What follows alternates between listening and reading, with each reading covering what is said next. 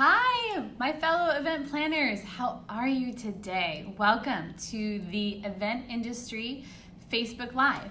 I am your host and the founder of the Event Industry, a community of resources and tools to help you just kick butt on your next event and avoid some challenges.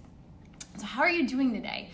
Are you juggling a million things or putting out a fire? I know I am today for one of my events, or dealing with a difficult vendor or a client that just wants to add like one little thing that's like not so little or so easy. I am here, and this is a lot of the stuff that I share with you each week. Basically can kind of help you avoid some of these problems. Some of them are unavoidable, but some of the templates that I've created and the tools and the stuff that I share with you are like lessons learned, because I have definitely made some mistakes or had some curveballs thrown at me, or just created stuff that has made my life so much easier. So hopefully that helps. So every week I go live at on Friday at 10 a.m. Pacific Standard Time, and I talk about an event planning subject and answer any questions that you have. So this week we are talking about invitations, do's and don'ts, what to include, what not to include, what not to exclude, dress code specifics, like what kind of things should you be calling out, and you want to stay tuned towards the end, because I'm going to share a little tip with you that will save you some time and definitely some frustration. So let's get into it. Okay, so invitations. What does that mean? It could be, excuse me. This could be any sort of format. A old school, like you want a printed invitation that you send in the mail with the RSVP card back, or it is like an online version. So you use like Evite or Eventbrite, or just like a traditional email. I also like to use paperless post. It is an online format as well. It's not free like some of the other options, so it definitely could be a little bit more costly, or it's not the most cost-effective option.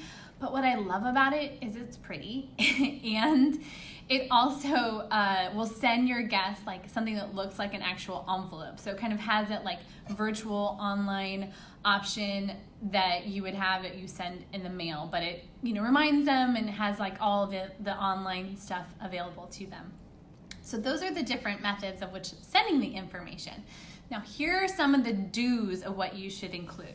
So you want to include all the event details. Now I know that sounds silly to like make sure that you remember, but I do get invitations sometimes that will have like the date and the place, but they won't have the time. And I'm like, well, what time is this?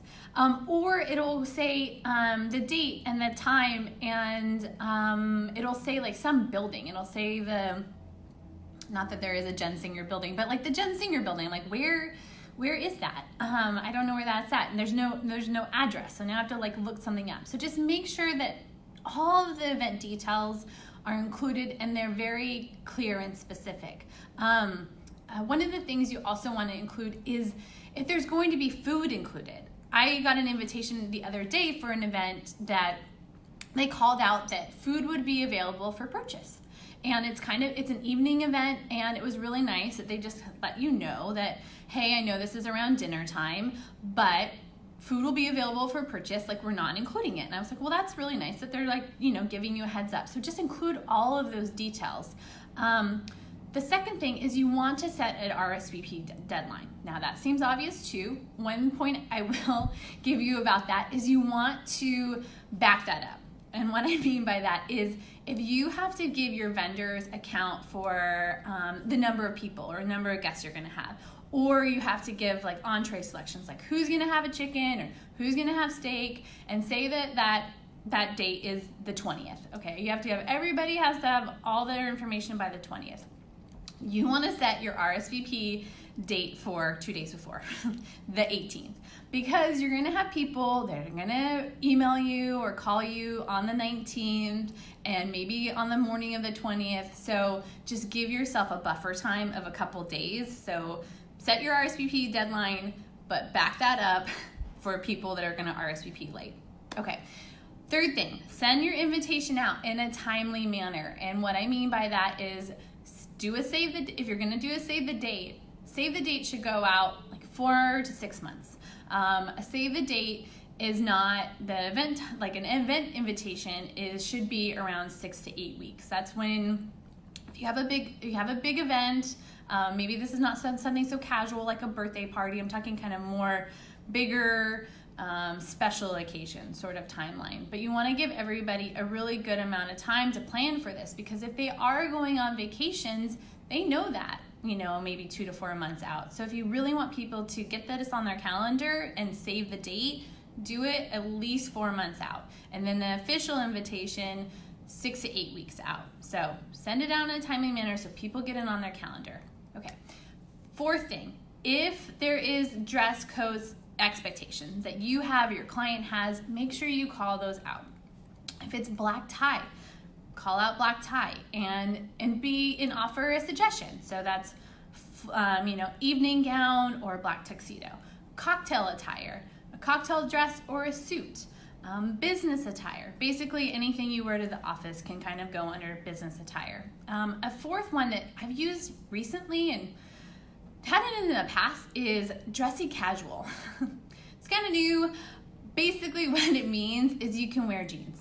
Wear a nice top or a button up, whatever, but basically it means that you can wear jeans to this event, like nicer jeans to this event. So just to recap the do's, do include all the event invitation details, the who, when, why, and where. Number 2, send out set an RSVP date, but back up that date so it gives you enough time to give the count for our vendors. Number 3, send out the invitations in a timely manner. So, save the date 4 to 6 months, an event invitation 6 to 8 weeks. And then call out the dress codes expectations. You can get more expectations. We're going to put some on the website. That's theeventindustry.com. theeventindustry.com. We'll put that in one of our blog posts. Probably we'll have that by Monday, and so you can access this. But I also access this stuff from Emily Post, so you can.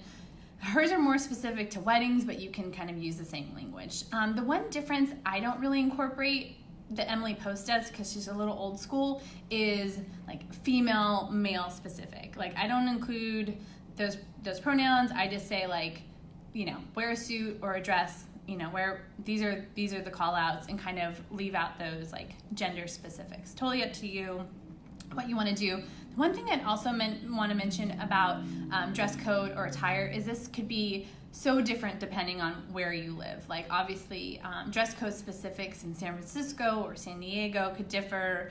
San Diego's a little bit more casual. You have some people showing up to, like, you say dressy casual, and someone might think like, oh, I can wear my like fancy flip-flops to that. Where like no one would do that in San Francisco. So know that this might differ from city to city. Okay, so here are some of the don'ts. Don't exclude important information of programming details. Like if you have a cocktail reception that starts at 6, and you have the seated dinner that starts at, say, 7:30, make sure that you include those elements on your invitation. If you're doing like a ribbon cutting or something very ceremonial that needs, like, everybody needs to be there by this time, and I would actually even give yourself a buffer on that.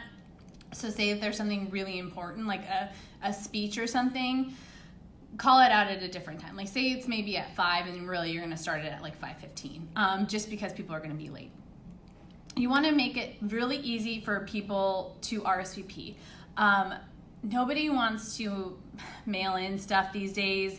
If I have to call, this is so crazy. No one wants to use the phone anymore either. Like if I have to call in an RSVP, I don't usually like to do that. If I can text it in, that would be great. But if there's an online option, like that is the most ideal. So if you can go online, definitely present that. The third thing is you don't want to exclude any parking details. So if there is challenging or cost with parking, make sure you don't just like not mention that. Make sure that's very upfront, like here's the parking specifications, like just so you kind of know that up front. So those are the don'ts. Just to recap, don't exclude specific, like call out details of like when time different time frames are going to be happening, when you're going to need people to actually be present, or when different transitions are going to be. Make sure that they know those important details. Also, make it easy for people to RSVP, and don't exclude parking details. It's really can be a challenge, can be a deterrent for people coming, or create frustration if they don't know that there's a charge for parking, and they get there and all of a sudden it's $20 for parking. You just want to make sure it's all up front, because people are going to be less frustrated if you called it out up front. Okay, time saving tip. Here we go. This is going to save you frustration and time. You want to send out all the event details, all the things that we mentioned before, the time and the parking and the dress code and queuing, what specific things are going to happen, all of those things 2 days before your event. Email them out if you can, or I guess if you have to mail them out too. Just make sure that you find a way to get all these details to your attendees 2 days before the event, because that is when they're going to go, oh wait, when is that event, and what do I need, where am I going, and what's the thing, and they'll call you or they'll email you and say, I don't have that piece of paper, I can't find that email, sort of thing. So you want to just do it in advance and avoid all the people reaching out for this stuff that you've already given them. So anyhow, that is hopefully a time-saving tip for you. That's all we have today. If there's any questions, I would be happy to answer any questions that you all may have. You can tune in next week and join us, where we'll be talking about more event planning tips and tools that you can use for your next big event. All right. Thanks for joining us.